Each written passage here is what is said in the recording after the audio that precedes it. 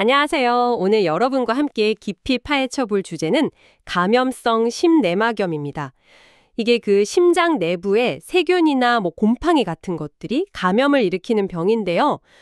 생각보다 이게 점점 더 중요해지고 있는 문제더라고요. 네, 맞습니다. 저희가 이제 감염성 심내막염 진단과 치료라는 전문 의학 자료를 좀 봤는데요. 이걸 바탕으로 해서 이 복잡한 질환의 핵심만 좀 쏙쏙 뽑아서 여러분의 것으로 만들어 드리려고 합니다. 네, 특히 그 증식물이라는 거 있잖아요. 영어로는 베지테이션이라고 하던데 이게 되게 흥미롭더라고요.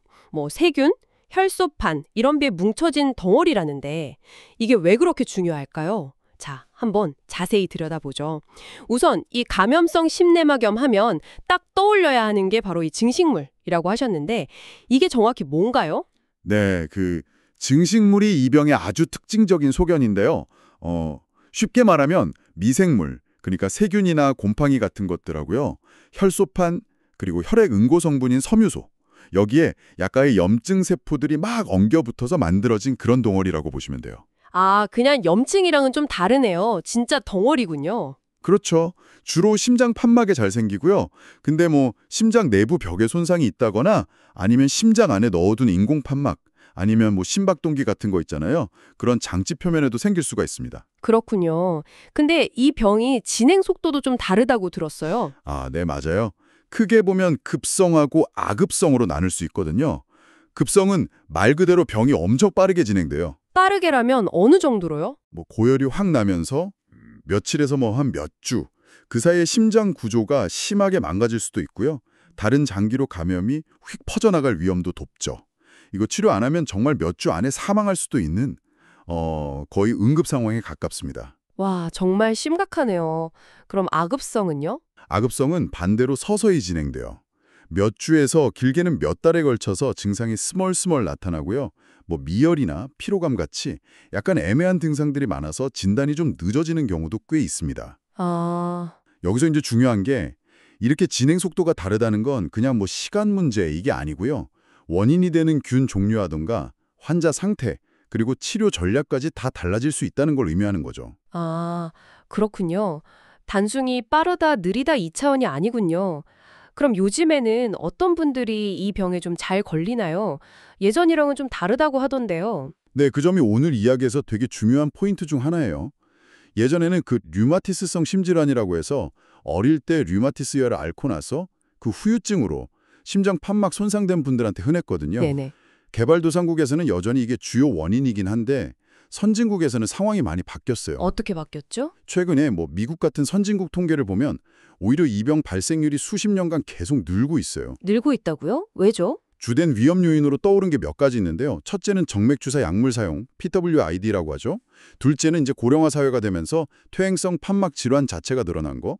그리고 셋째는 인공 판막 수술이나 심박동기, 제세동기 같은 심장 내 장치를 삽입하는 시술이 많아진 거. 이런 것들이 주된 요인으로 꼽힙니다. 아, 특히 좀 걱정되는 건 젊은 층에서 오피오이드 같은 주사 약물 사용이 늘면서 관련된 사망률이 확 늘고 있다는 건데요. 이게 정말 심각한 사회 문제랑도 연결이 돼 있는 거죠. 그러니까 과거에는 어떤 특정 질병의 후유증의 문제였다면 이제는 오히려 현대 사회의 변화, 예를 들어 의료기술이 발전하면서 인공판막이나 장치 삽입이 늘어난 거, 아니면 또 약물 사용 증가 같은 사회 문제가 새로운 위험 요인이 되고 있다. 이 말씀이시네요. 네, 정확히 보셨어요. 그래서 자연 판막에 생기는 경우 NVE, 인공 판막 PVE, 아니면 심장장치 관련 감염, CIED-I 이렇게 나눠서 보는 이유도 다 이런 배경 때문이겠군요. 맞습니다. 특히 인공판막 심내막염 PVE는 수술하고 나서 첫 1년 안에 위험이 제일 높고요. 또 심장 내 장치 관련 감염, CIED-I에는 단순한 맥박 조정기보다는 기능이 좀 더 복잡한 제세동기 같은 데서 더 잘 생기는 경향이 있어요. 이게 현대 의학 발전이 가져온 또 다른 과제라고도 볼 수 있겠죠. 그렇군요. 그럼 원인이 되는 균은 어떤 것들이 있을까요? 특정 균이 유독 문제를 잘 일으키고 그런 게 있나요? 정말 다양한 세균이 원인이 될 수 있고요. 아주 드물게는 곰팡이도 문제를 일으키긴 하는데 역시 주범들은 좀 정해져 있습니다. 최근 선진국에서 제일 흔한 원인균은 바로 황색 포도알균이에요. 스테필로코커스 오레우스라고 하죠. 황색 포도알균요? 그 피부에 있다는 균 아닌가요? 네, 맞아요. 우리 피부에도 흔히 있는 균인데 이게 뭐 병원 감염이라든지 아니면 주사 약물 사용할 때 그럴 때 이제 혈액으로 들어가서 문제를 일으키는 경우가 아주 많아졌어요. 아, 황색 포도알균이 가장 흔하다. 이거 꼭 기억해야겠네요. 다른 흔한 균들도 있나요? 물론이죠. 입안에 사는 녹색 연쇄알균이라고 있어요. 비리딘스 스트랩토코커스인데 이건 뭐 충치 치료나 스케일링 같은 치과 시술 후에 문제가 될 수 있고요.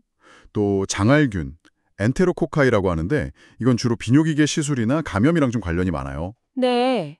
그리고 또 한 가지 좀 흥미로운 균이 있는데요. 스트랩토코커스 갈로리티쿠스라는 균이에요. 스트랩토코커스 갈로리티쿠스? 이름이 어렵네요. 네, 좀 그렇죠. 근데 이 균이 위장관, 특히 대장이랑 관련이 깊어요. 그래서 만약에 혈액 검사에서 이 균이 나왔다. 그러면 대장 내시경 검사를 꼭 해보라고 권유하는 경우가 많습니다. 왜냐하면 이게 대장 용종이나 심지어 대장암이랑 같이 발견되는 경우가 종종 있거든요. 와, 혈액 속 세균 하나 나왔는데 대장암 검사까지 받아야 할 수 있다니 이거 정말 놀라운데요? 그렇죠. 그래서 이런 특정 상황이랑 연결된 원인균 패턴을 아는 게 진단이나 치료에 꽤 중요해요. 그럼 예를 들어 병원에서 감염된 거라면 어떤 균을 의심해야 하나요? 네, 의료 관련 감염이라면 아무래도 황색 포도알균이나 아니면 표피 포도알균, 코에네스, 장알균 이런 걸 먼저 의심하게 되고요. 인공 판막 수술 받은 지 얼마 안 됐다. 초기 PVE라고 하는데 이럴 때는 수술 중에 오염됐을 가능성까지 생각해서 좀 더 광범위한 균들, 뭐 그람 음성균이나 곰팡이까지도 고려해야 하죠. 주사 약물 사용자는요? 아까 MRSA 말씀하셨는데 네, 주사 약물 사용자분들은 특히 심장의 오른쪽, 삼천판막 감염이 흔한데요.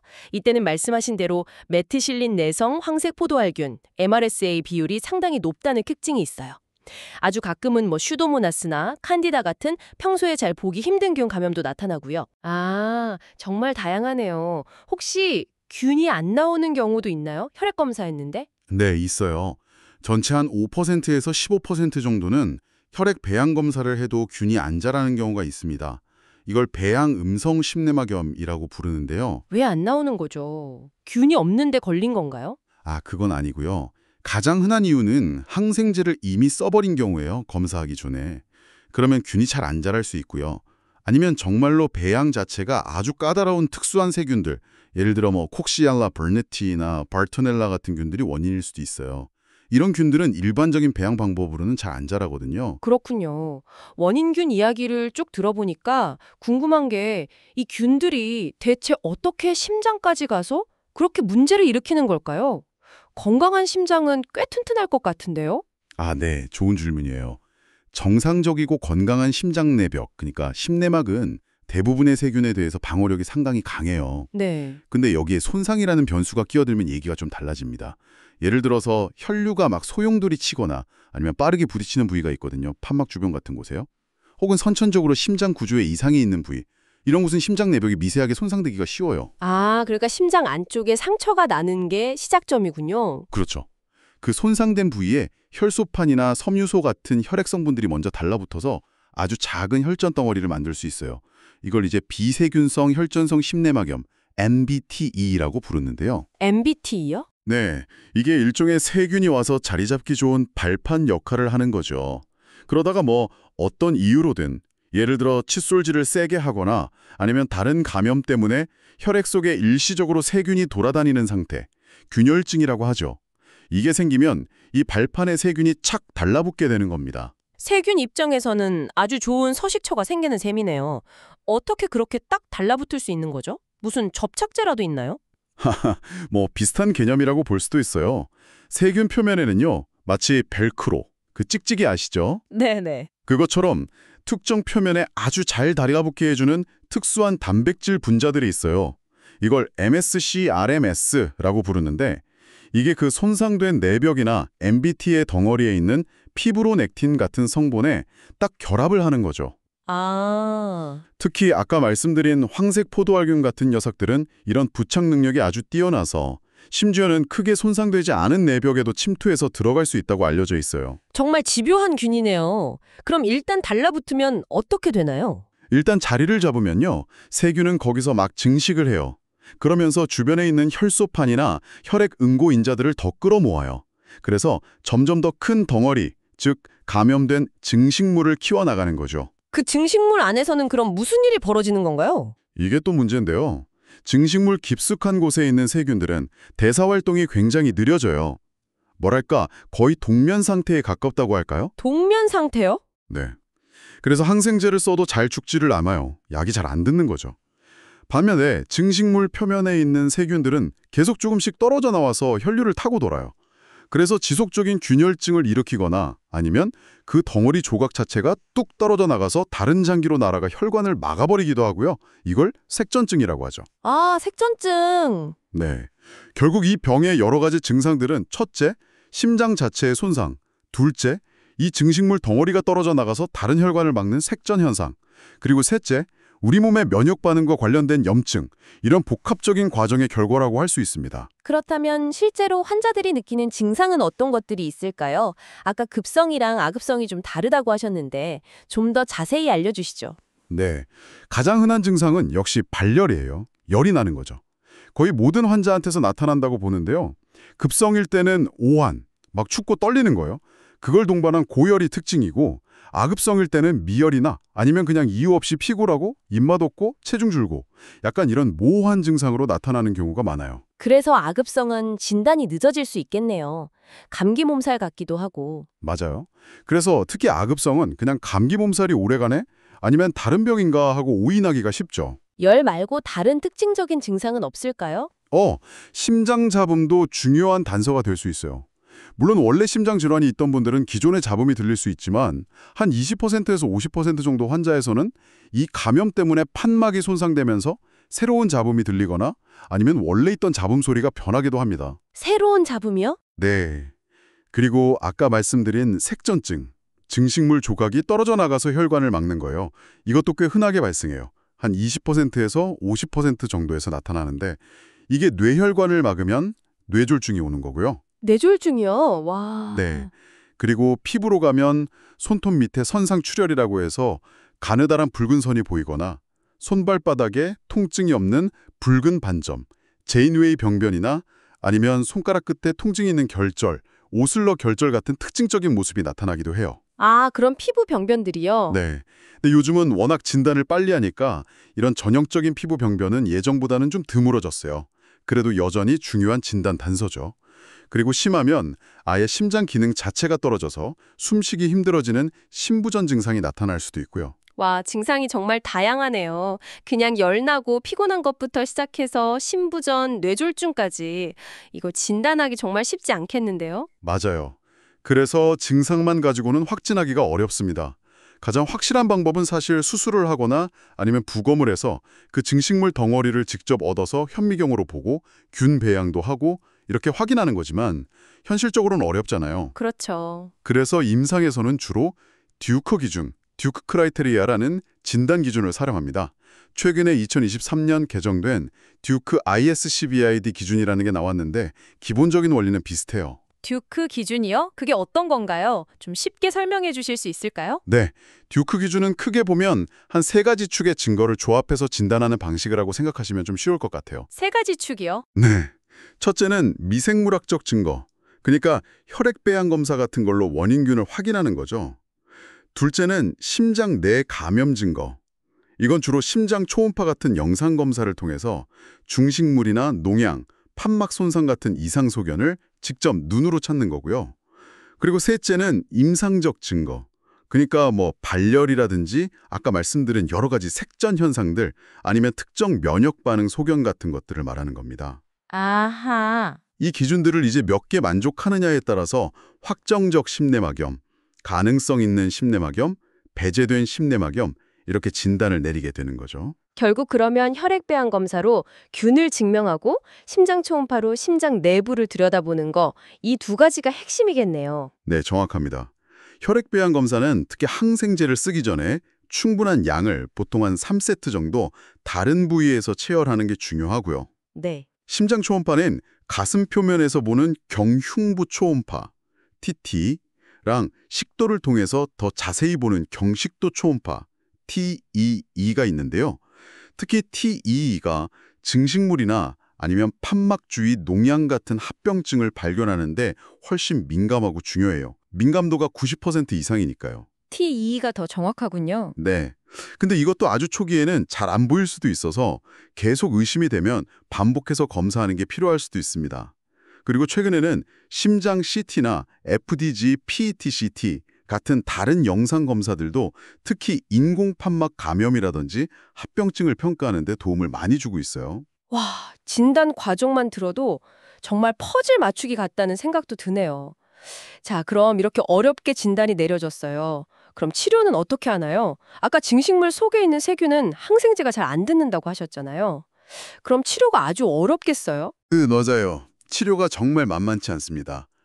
치료의 핵심 목표는 그 증식물 안에 숨어있는 세균까지 포함해서 모든 원인균을 완전히 다 없애는 거예요. 박멸하는 거죠. 네. 그러려면 보통 수주 동안 짧게는 2주지만 길게는 6주 이상 아주 강력한 항생제를 정맥주사로 계속 맞아야 합니다. 6주 이상 정맥 주사요? 와, 환자분들 정말 힘드시겠네요. 어떤 항생제를 주로 쓰나요? 그건 이제 원인균이 뭐냐, 그리고 그 균이 특정 항생제에 얼마나 잘 듣냐, 항생제 감수성이라고 하죠. 그리고 감염된 곳이 원래 자기 판막, 자연 판막이냐 아니면 인공 판막이냐 뭐 이런 여러 가지 요인에 따라서 사용하는 항생제 종류나 치료 기간이 다 달라져요. 아, 다 다르군요. 네, 예를 들어서 비교적 치료가 좀 수월한 편인 연쇄혈균 감염 같은 경우는 뭐 2주 정도로 짧게 치료하기도 하는데요. 반면에 치료가 아주 까다로운 황색포도알균, 특히 그 MRSA 같은 내성균이나 장알균 감염, 그리고 인공판막 감염 같은 경우는 더 길고 강력한 치료가 필요합니다. 뭐 6주에서 8주까지도 가고요. 여러 항생제를 같이 쓰는 병용요법을 하기도 하고요. 내성균이면 더 어렵겠네요. 그렇죠. 특히 MRSA나 아니면 VRE라고 하는 방코마이신 내성장알균 같은 다제내성균 감염은 치료가 정말 어려워서요. 반드시 감염 전문가랑 상의해서 아주 신중하게 치료 계획을 세워야 합니다. 그럼 항생제 치료만으로 좀 부족한 경우도 있나요? 수술 같은 거요? 그럼요. 약물 치료만으로는 도저히 해결이 안 되거나 너무 위험한 상황에서는 수술이 꼭 필요합니다. 어떤 경우에 수술을 해야 하나요? 가장 흔한 수술 이유는 심장자를 열심히 쓰는데도 불구하고 심장 기능이 계속 나빠지는 심부전이 발생했을 때예요. 이게 제일 흔하고요. 또 감염이 잘 조절되지 않고 계속 혈액에서 균이 나온다거나 아니면 감염이 판막 주변 조직으로 막 파고들어서 농양 같은 합병증을 만들었을 때, 또 증식물 크기가 매우 커서 이게 떨어져 나가면 큰일 날 것 같다, 색전 위험이 아주 높을 때, 혹은 뭐 곰팡이 감염처럼 항생제만으로는 치료가 거의 불가능한 경우, 이런 때 수술을 고려해야 합니다. 인공판막 감염도 수술이 필요한가요? 네, 인공판막이 감염된 경우 PBE에도 수술적 치료가 필요한 경우가 꽤 많고요. 아까 말씀드린 심장 내 장치 관련 감염, CIEDIE 같은 경우는 감염된 장치를 완전히 제거하는 것 자체가 치료의 핵심이에요. 아, 장치를 빼야 하는군요. 네, 반드시 제거해야 합니다. 그럼 주사 약물 사용자 등들의 치료는 좀 다른 점이 있나요? 심내막염 자체를 치료하는 원칙은 기본적으로 비슷해요. 근데 딱 한 가지, 정말 매우 중요한 점이 있습니다. 이분들은 재발률이 아주 높거든요. 재발이요. 네, 그래서 심내막염 치료와 동시에 약물 사용장애 OUD에 대한 아주 적극적인 상담과 치료, 예를 들면 약물 보조요법 같은 거요. 이런 걸 반드시 병행해야 한다는 겁니다. 이게 없으면 사실 밑 빠진 독에 물 붓기가 될 수도 있어요. 아, 그렇군요. 치료가 정말 복잡하고 어려운 과정이네요. 그렇다면 애초에 이 병을 예방할 수는 없을까요? 예전에는 뭐 치과 치료 받기 전에 항생제를 먹기도 했다고 들었는데요. 네, 맞아요.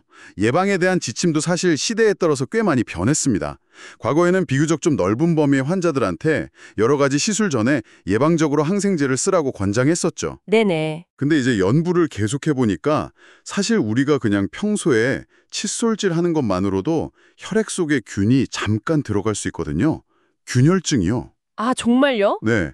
그리고 그런 시술 전 항생제 예방요법의 효과가 생각보다 그렇게 크지 않다는 게 밝혀졌어요.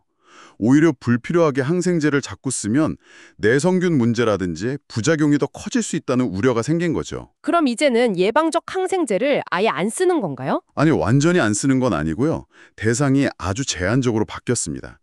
현재 지침은요, 감염성 심내막염이 만약에 발생했을 때 그 결과가 매우 치명적일 수 있는 초고위험군 환자들한테만 권장돼요. 초고위험군이라면 어떤 분들이죠? 예를 들면 인공심장 판막을 가지고 계신 분, 아니면 과거에 심내막염을 앓았던 적이 있는 분, 또는 특정 복잡한 선천성 심장질환을 가진 분들, 이런 분들이 대상이고요. 네. 이런 분들이 잇몸 수술이라든지 아니면 신경치료처럼 출혈을 유발할 가능성이 높은 고위험 치과 시술을 받을 때 그때만 예방적 항생제를 사용하는 것이 권장됩니다. 아, 그러니까 모든 치과 치료가 아니고 아주 특정 고위험 환자가 특정 고위험 시술을 받을 때만 해당되는 거군요. 그럼 뭐 위내시경이나 대장내시경 같은 다른 시술은요? 네, 맞아요.